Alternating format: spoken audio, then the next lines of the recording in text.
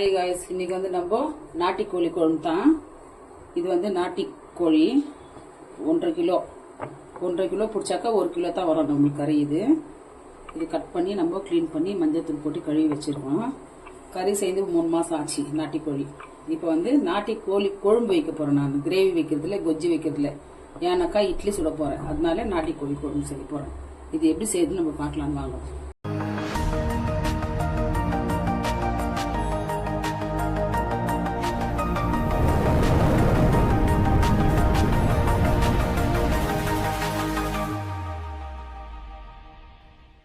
நம்ம நாட்டுக்கோழி குழம்பு செய்யறதுக்காக ஒரு தேக்ஸா வச்சு எண்ணெய் ஊற்றிக்கலாம்.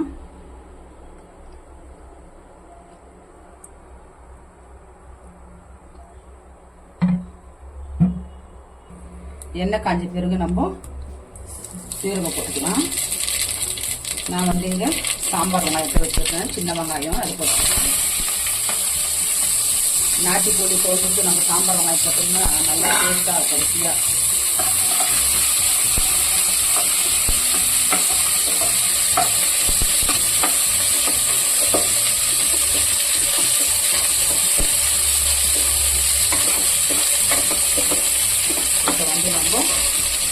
இது கூட வந்து நம்ம ஒரு 2 ஸ்பூன் நம்ம இஞ்சி பூண்டு பேஸ்ட் போட்டுக்கலாம்.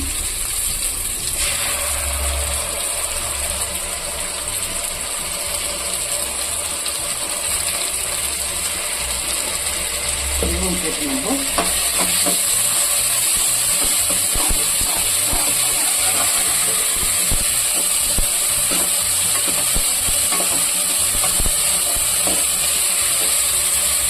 இஞ்சி பூண்டு பேஸ்ட் போட்டு நம்ம வதக்கியாச்சு. இப்போ வந்து நம்ம தக்காளி போட்டுக்கலாம்.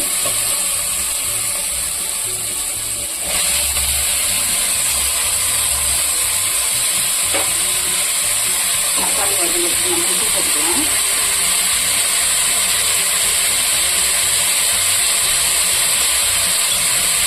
உப்பு போட்டாச்சு. இப்போ வந்து மஞ்சள் பொடி போட்டுக்கலாம். ஏன்னா நான் வந்து சிக்கனில் மஞ்சள் பொடி போட்டு தான் கையில் வச்சுருக்கேன். இப்போ இதுவுமே கொஞ்சம் மஞ்சள் பொடி போட்டுக்கலாம்.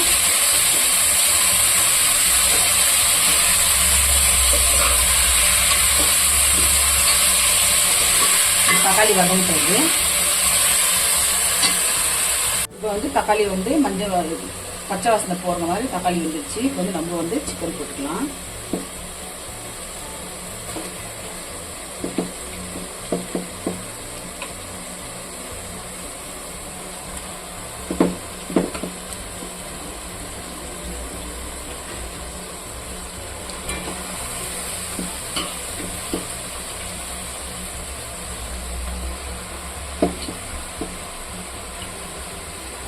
சிக்கன் போட்டு சிக்கன் கொஞ்சம் நம்ம உப்பு போடலாம். தக்காளி வதங்க தான் நம்ம உப்பு போட்டோம். இப்போ இந்த சிக்கன் நம்ம உப்பு போட்டுக்கலாம். இது வந்து கொஞ்சம் வேகட்டும் நல்லா. அப்புறமா நம்ம காரத்துக்கு என்ன வேணுமோ நம்ம போட்டுக்கலாம்.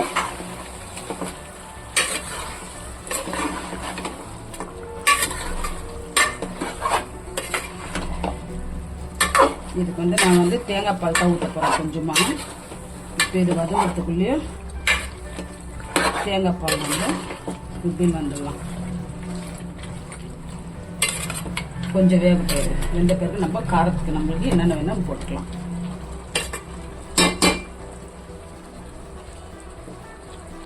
இப்போ வந்து சிக்கன் வந்து ஒரு 5 நிமிஷம் வச்சு நம்ம வேக வச்சு சிக்கனில் இருக்கிற தண்ணி தான் இது. இப்போ வந்து நம்ம காரத்துக்கு நம்ம என்ன வேணுமோ போட்டுக்கலாம். காரத்துக்கு வந்து நான் வந்து வீட்டில் அரைச்சி குழம்பு மிளகாத்தூள் போட்டுக்கலாம். நம்மளுக்கு காரத்துக்கு எவ்வளோ வேணுமோ அவ்வளோ. நான் வந்து 3 ஸ்பூன் போடுறேன் வீட்டில் அரைச்ச மிளகாத்தூள். இப்போ வந்து வெறும் மிளகாத்தூள்,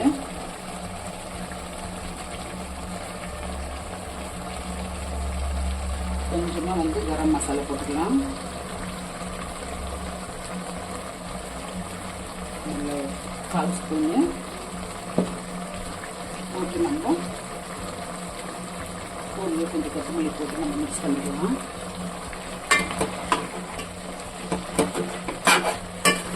தண்ணி ஊற்றல, தண்ணி ஊற்ற பாருங்க.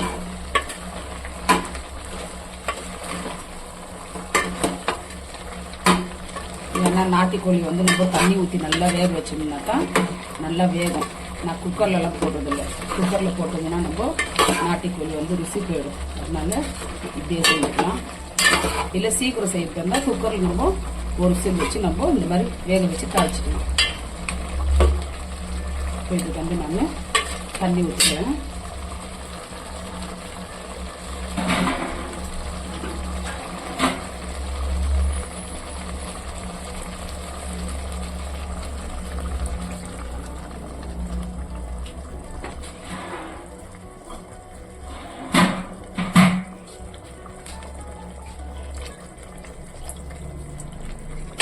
அவ்வளோதான். நல்லா வேகணும். இந்த நாட்டுக்கோழி நல்லா வேக தான் நல்லா இருக்கும்.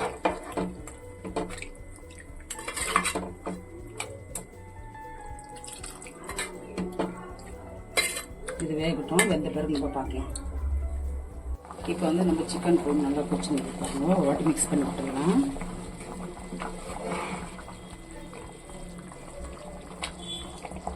இப்போ வந்து நம்ம ஒரு உருளைக்கிழங்கு, ஒரே ஒரு முருங்கைக்காய், ஒரு சின்னதாக கேரட் இருக்குது, அதை போட்டுக்கலாம். இந்த மாதிரி சிக்கனில் காய் போட்டு செய்யணும் எனக்கு ரொம்ப இஷ்டம்.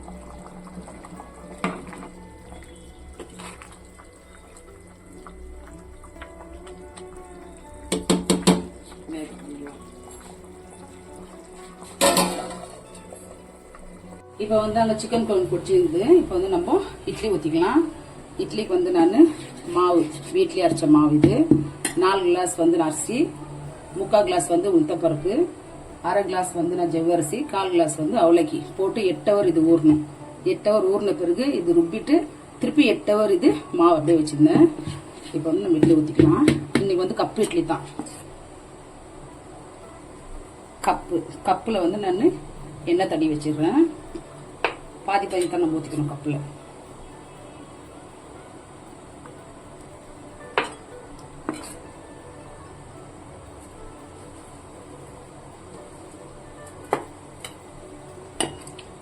பெரிய கப்பு 6 கப்பு,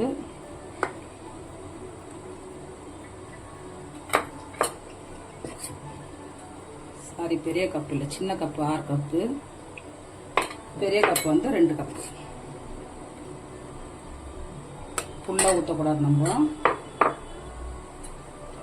பெரிய கப்பில் வந்து நம்ம ஒரு 1.5 கரண்டி ஊற்றிக்கலாம்.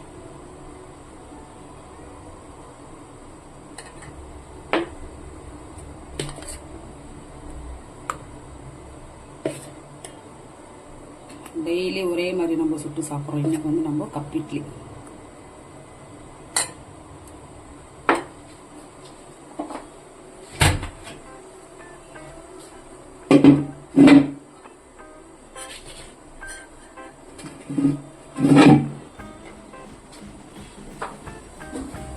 இந்த பக்கம் தண்ணி வச்சுக்கலாம் இட்லி பாக்ஸ்ல. இப்போ நல்லா நம்ம வச்சுக்கலாம். இந்த மாதிரி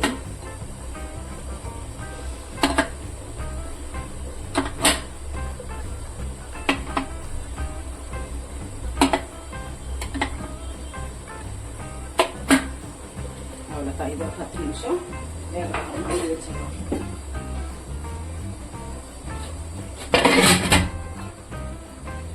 இப்போ வந்து சிக்கன் குழம்பு பாருங்க நல்லா வெந்துச்சு.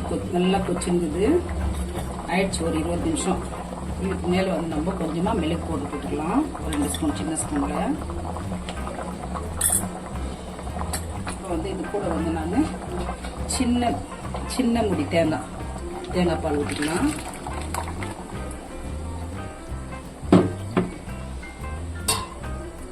தேங்காய் போடல நான், ஏன்னா தொக்கா இருக்கும், அதனால தேங்காய் பால். இட்லிக்கு இந்த மாதிரி நம்ம சிக்கன் குழம்பு நம்ம தேங்காய் பால் ஊற்றி செய்து இட்லி கூட வச்சு சாப்பிட்டா ரொம்ப நல்லா இருக்கும். அவ்வளோதான். ஒரே பால் தான் இது. மறுபடியும் நம்ம தண்ணி ஊற்றி 2வது பால் ஊற்றக்கூடாது. டேஸ்ட் போயிடும், நல்லா இருக்காது.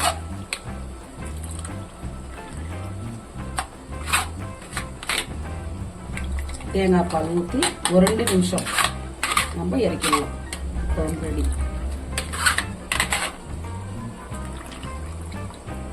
அவ்வளோதான். இது நம்ம போட்டுடலாம்.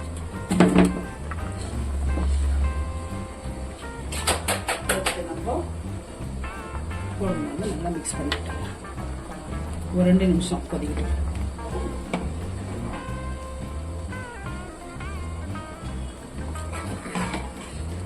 நல்லா ரொம்ப நல்லா இருக்கும். தோசைக்கு இட்லிக்கு எல்லாம் நம்ம ஊற்றணும்னா ரொம்ப நல்லா இருக்கும். இந்த பக்கம் வந்து இட்லி வந்துச்சான்னு பார்க்கலாம். இட்லி வந்துச்சு.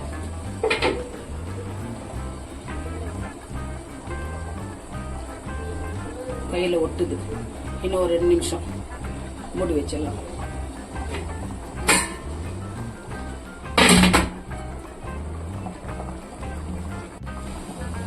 இப்போ வந்து தேங்காய் பால் ஊற்றி ஒரு 2 நிமிஷம் ஆயிடுச்சு. இப்போ வந்து நம்ம குழம்பு இறக்கலாம். மிச்சம் மீதி இருக்கிற கொத்தமல்லி போட்டுக்கலாம். குழம்பு ஆஃப் பண்ணிட்டு இட்லி எடுத்துக்கலாம்.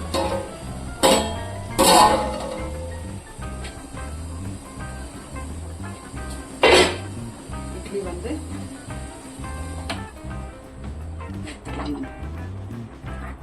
சூடாக எடுக்கக்கூடாது. கப்லேருந்து கொஞ்சம் எடுத்து வச்சுட்டு நம்ம ஆறணும். இது ஆறின பிறகு தான் நம்ம எடுக்கணும் இட்லி.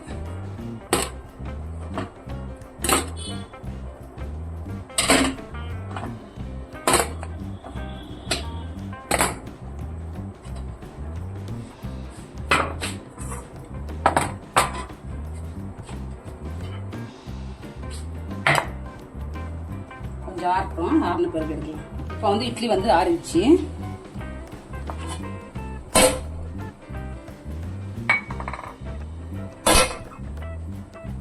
நல்லா பஞ்சு மாதிரி குஸ்பி இட்லி.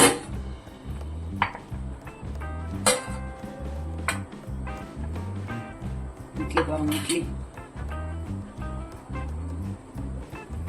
நல்லா அப்படியே ஸ்மூத்தா எப்படிக்குது இட்லி.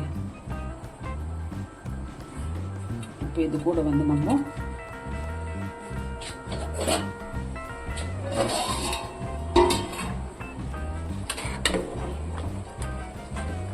நாட்டி சிக்கன் குழம்பு ஊற்றிக்கலாம்.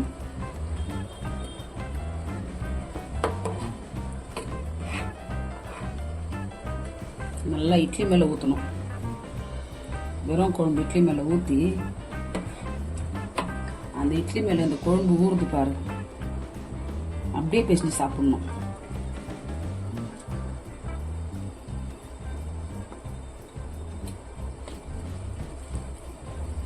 இந்த மாதிரி ஊற்றிட்டு நம்ம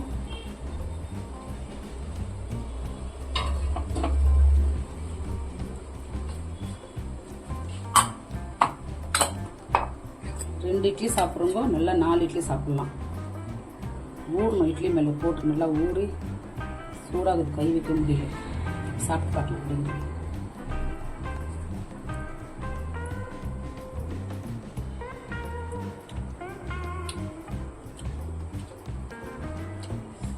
இந்த சிக்கன் குழம்புக்கும் இந்த இட்லிக்கும் அவ்வளோ சூப்பராக இருக்குது. இப்போ வந்து நான் சிக்கன் குழம்பு செய்து பார்த்துருப்பீங்க. இதோடு இந்த வீடியோ முடிஞ்சு நெக்ஸ்ட் வீடியோவில் பார்க்கலாம்.